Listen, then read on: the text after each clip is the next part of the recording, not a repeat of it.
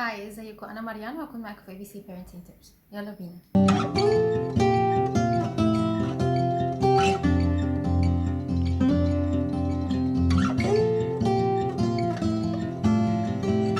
كتير قوي لما بنبتدي مثلا نوضب البيت او هنعمل حاجة في البيت، نشيل الاطباق ورانا او اي حاجة، والمفروض نشرك الولاد ان هم يساعدونا، نقوم متكين زيادة على البنت شوية، والولد نسيبه براحته بقى، يقوم يساعد ولا ما يقومش يساعد براحته.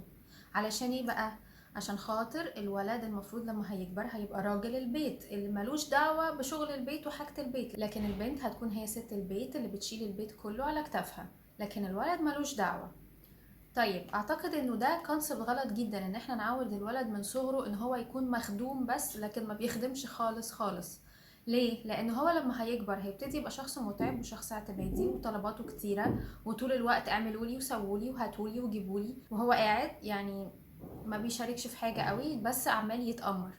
وطبعا دي حاجة هتبقى متعبة جدا لأخته ولمامته ولمراته في المستقبل، وبعد كده هتيجي مراته تشتكي لطنط ان هو مش بيشارك في حاجة وما بيعملش اي حاجة، والموضوع صعب جدا.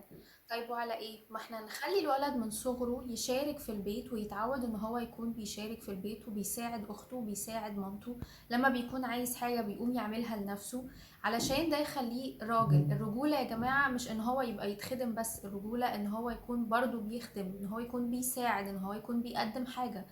الكونسبت اللي عندنا دايما الراجل الشرقي ما بيعملش حاجة خالص غير ان هو بيشتغل وبيجيب فلوس، ده كونسبت مش مظبوط، وده هيبقى متعب ليه هو شخصيا، لانه في يوم من الايام هيجي اللي حواليه يقولوا له احنا زهقنا وتعبنا، مامته هتتعب واخته هتتعب ومراته هتتعب، كل الناس اللي حواليه هيتعبوا. لازم يكون هو بيقدر يعتمد على نفسه، لازم هو يكون بيقدر ان هو يخدم نفسه ويخدم اللي حواليه.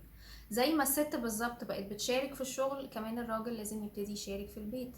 فلازم الولد يتعود ان هو من صغره يكون بيشارك في البيت وبيساعد في البيت، ومش بس عشان خاطر المساواة والكلام ده، لكن علشان يكون هو مش شخص اعتمادي. الشخص الاعتمادي يا جماعة اللي بيعتمد على اللي حواليه شخص متعب، وبيتعب نفسه وبيتعب اللي حواليه.